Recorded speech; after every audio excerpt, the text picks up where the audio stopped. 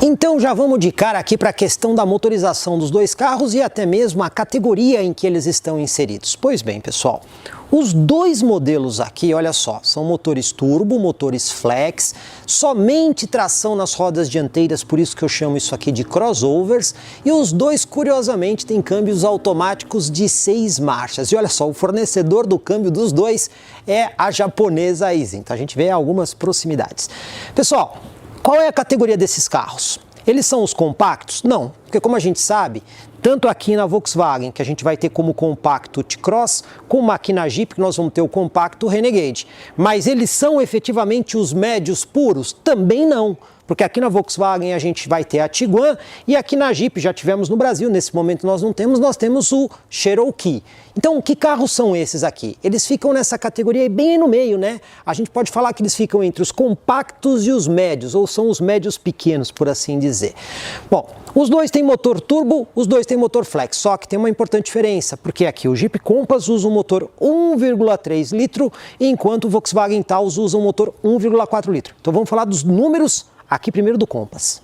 Começando por esse motor aqui, pessoal, faz parte da família GSE, em inglês Global Small Engine, traduzindo motores pequenos globais, aí da FCA, agora Stellantis. Mas a bem da verdade é que isso aqui é um DNA FCA.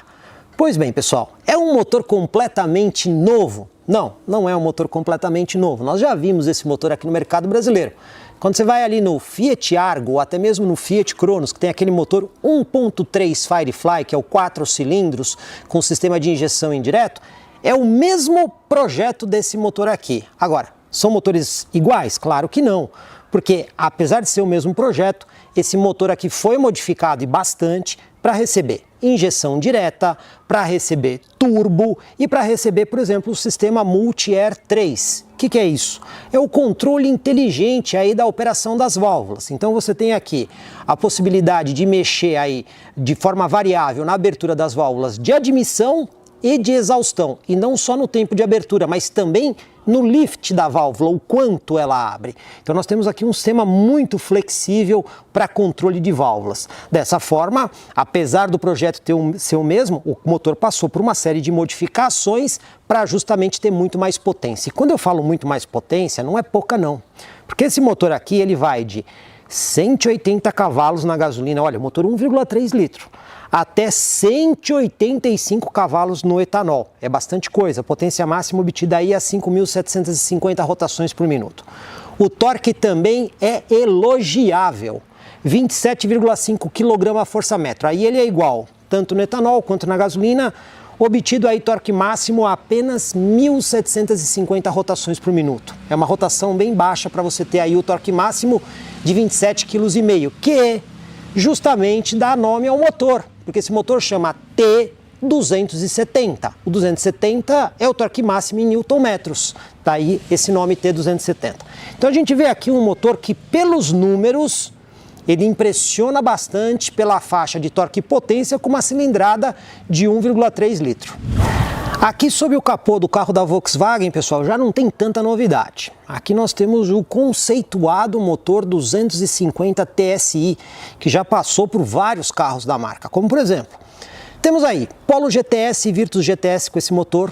Temos também o T-Cross 250 TSI, também esse motor. Já tivemos tanto a Tiguan 250 como também o Jetta 250 TSI com esse motor, dois modelos que já foram descontinuados aí do mercado brasileiro. E agora temos aqui um motor no Taos. Aqui nós temos um motor 1,4 litro turbo também com injeção direta, duplo comando variável. Só uma observação, aqui no carro da Volkswagen é correia dentada no acionamento do comando.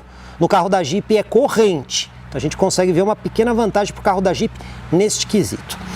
Pois bem, quais são os números desse motor aqui? Potência máxima, quer seja no etanol ou na gasolina, 150 cavalos, porém obtidos a 5.000 rotações por minuto, o que é uma rotação menor do que o carro da Jeep. Torque máximo desse carro dá nome ao motor 250 TSI, seja 250 Nm, que equivale a 25,5 kgfm, também quer seja no etanol ou na gasolina, e o torque máximo obtido a 1.500 rotações por minuto. De novo, um torque máximo obtido em rotação menor do que o carro da Jeep. Pois bem, pessoal, se a gente fosse considerar apenas a questão de números, a gente pode imaginar que o carro da Jeep acabaria levando vantagem, né? Mas, pessoal, potência absoluta e torque absoluto sozinhos não querem dizer muita coisa. Eu já disse várias vezes para vocês aqui no canal que a potência e o torque são importantes, mas eles dependem de uma série de outras coisas, como, por exemplo, o tipo de transmissão. No caso aqui, os dois carros são muito próximos. Ambos usam câmbios automáticos de 6 marchas e os dois também têm tração nas rodas dianteiras. Então, o que vai determinar o rendimento final?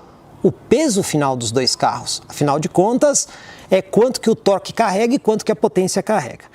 Quando a gente olha a relação peso-potência, ela é favorável para o carro da Jeep. São 8,6 kg para cada cavalo no Jeep, enquanto nós temos 9,5 kg para cada cavalo no carro da Volkswagen. A gente sabe que potência interfere mais na velocidade máxima. Agora, o que realmente faz diferença na aceleração, no 0 a 100? Aí sim, é o peso-torque. E olha só, quando a gente vem aqui no carro da Jeep, são 57,8 quilos para cada quilograma-força-metro.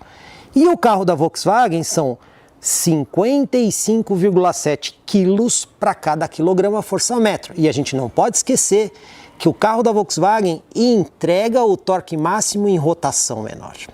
E isso pode fazer diferença na questão do 0 a 100. Outro detalhe, peso do carro também interfere em consumo. O carro mais leve tende a ser mais econômico. Mas tudo isso nós vamos medir na prática para mostrar para vocês. Bom, pessoal, aqui já vai uma observação. Seria muito legal se a gente tivesse tempo para poder fazer todos os testes com os carros nos dois combustíveis, tanto na gasolina quanto no etanol. Mas pelo período que a gente vai ficar com o carro, os dois carros vieram abastecidos com gasolina. Portanto, faremos todos os testes com gasolina, até porque é o combustível mais comumente utilizado no Brasil. Então já vamos aproveitar para começar a responder perguntas que chegaram lá no nosso vídeo de agenda em relação ao consumo dos dois veículos. Como eu disse, nós vamos fazer os testes com gasolina, então os números que o Inmetro fornece são os seguintes. Com gasolina, pessoal, o consumo urbano, o Jeep Compass faz 10,2 km por litro. E enquanto aqui o carro da Volkswagen, também no consumo urbano, coincidentemente pelo Inmetro, 10,2 km por litro. Olha que proximidade. Quando a gente vai para o consumo rodoviário com gasolina, o Compass faz 11,7 km por litro, enquanto o carro da Volkswagen faz um pouco mais, 12,5 km por litro. E também perguntam para a gente qual é a capacidade dos respectivos tanques de combustível. E olha só, a gente tem aqui no Compass um tanque um pouquinho maior, são 60 litros contra 51 litros aqui do Volkswagen Taos. Aqui na frente dos dois carros temos muitas coisas para contar, mas eu vou começar pelo sistema de iluminação. E o primeiro que eu vou abordar é aqui o Jeep Compass. Começando aqui pelo Jeep Compass, pessoal, na linha 2022 tem novidade aqui na iluminação do farol, porque aqui a Jeep já tem um sistema que é quase Full LED. Por que eu estou destacando isso? Olha só, nós temos aqui farol alto, farol baixo, luz de lanterna e luz de rodagem diurna em LED aqui no bloco superior. E ali embaixo o farol auxiliar também em LED. Agora, por que quase Full LED? Porque a luz de pisca que fica aqui na parte mais interna continua sendo uma lâmpada incandescente convencional, né? A Jeep esqueceu de colocar o LED aí.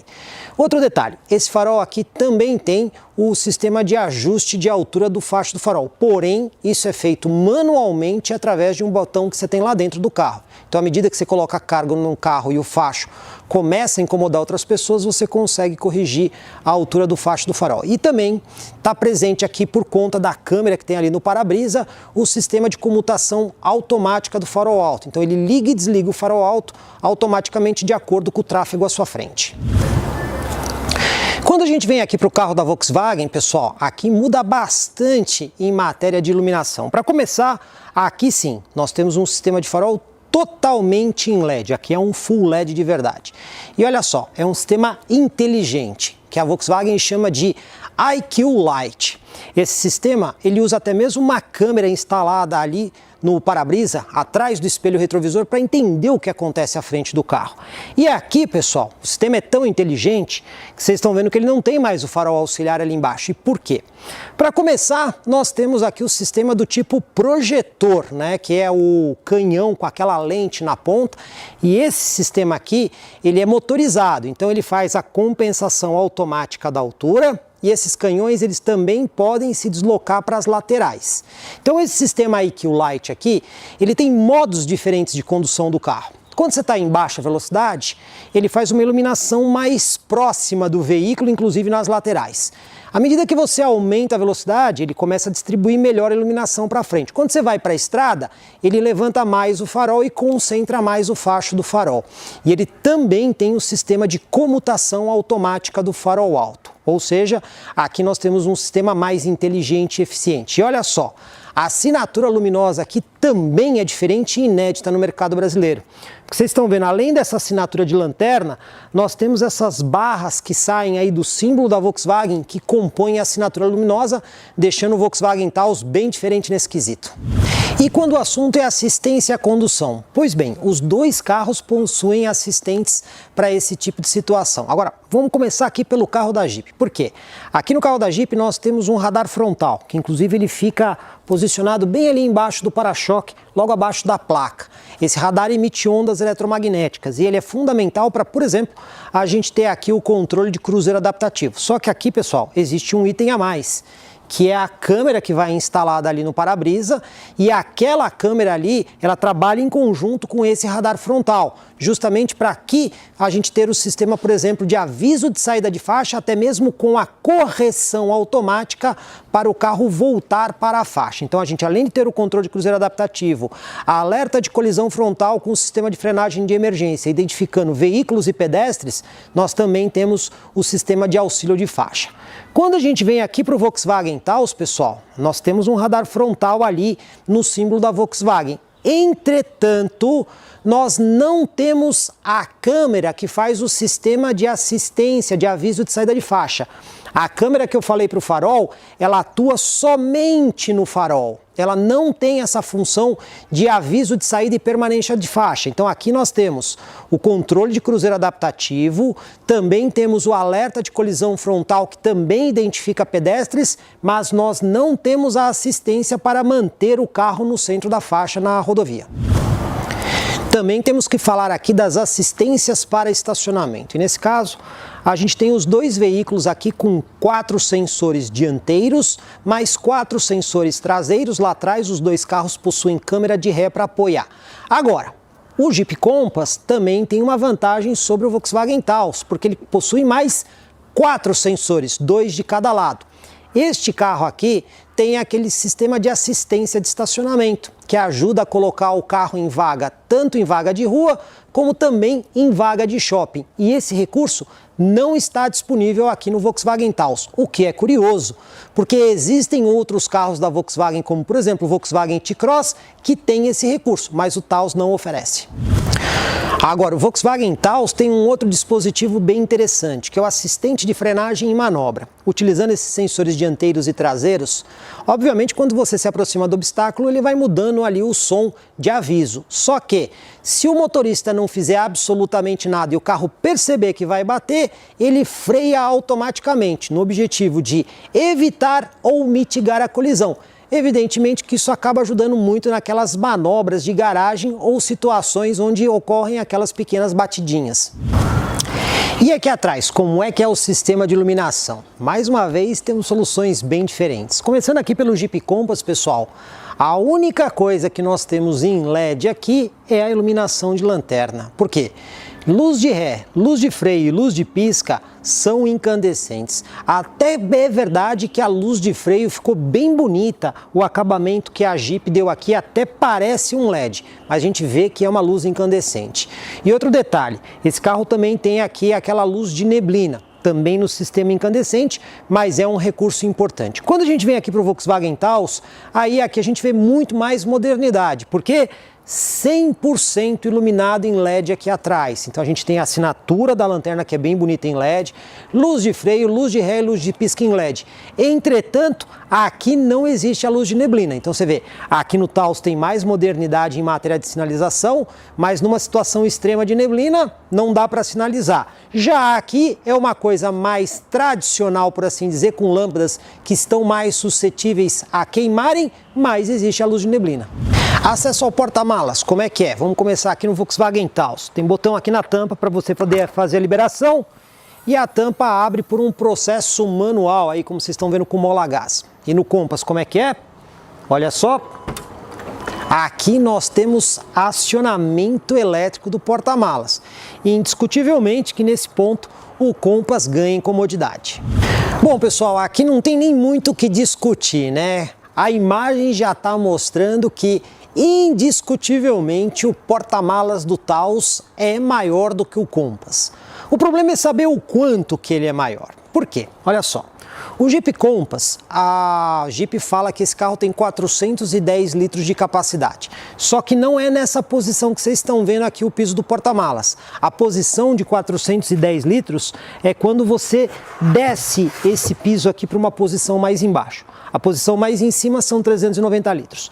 Quando a gente vem aqui no Volkswagen Taos, a Volkswagen fala em 498 litros de capacidade. Só tem um detalhe, ela diz que é sem esta tampa aqui, que é o tal do porta-pacotes. Com essa tampa, eles não informam o número. De toda forma, que o porta-malas do Taos é maior do que o do Compass, não existe dúvida nenhuma. Tem essas discussões de número e, inclusive, a Jeep resolveu aplicar aí um Somebody Love, agora na linha 2022, dizendo que o porta-malas do Compass agora tem 457 litros. E por que ela fez isso? Porque ela mudou o processo de medição. Então, em vez dela usar o processo VDA, que é aqueles bloquinhos, ela quis dizer que são 457 litros líquidos, como se você enchesse todos os espaços do porta-malas, o que na prática não funciona muito bem, né? Porque as suas bagagens não são líquidas, né? São objetos sólidos, então a medição por VDA funciona bem. Mas de toda forma, a Volkswagen também não é muito justa em dizer aí os 498 litros, porque a gente quer saber quanto é que cabe com o porta-pacotes. Mas de toda forma, eu vou afirmar para vocês, nesse ponto, o porta-mala do Taos é melhor.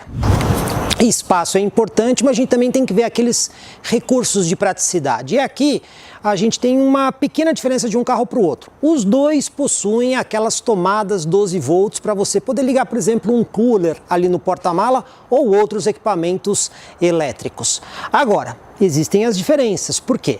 Ambos têm iluminação no porta-malas, só que no Taos é somente um lado do porta-malas. No Compass tem luz dos dois lados. Isso pode fazer diferença com porta-malas cheios. Outro detalhe, ganchinho para você prender sacolinhas. Aqui no Taos só tem ganchinho de um lado, no Compass tem dos dois lados. Então esse tipo de praticidade pode fazer diferença para um ou outro cliente. Agora, vai aqui o meu puxão de orelha nas duas marcas, né? Que insistem em usar aquela porcaria de step temporário em nome do maior espaço no porta-malas. Eu já disse várias vezes que eu não gosto desses steps, porque pode ser muito bonitinho para quem só anda dentro de cidade grande, né? Vai botar o step temporário, não vai passar de 60 por hora, tá tudo beleza. Mas para quem viaja e viaja bastante em estrada, colocar esses steps, principalmente quando você fura o pneu no meio de uma longa viagem com o carro carregado, é um tremendo de um pepino.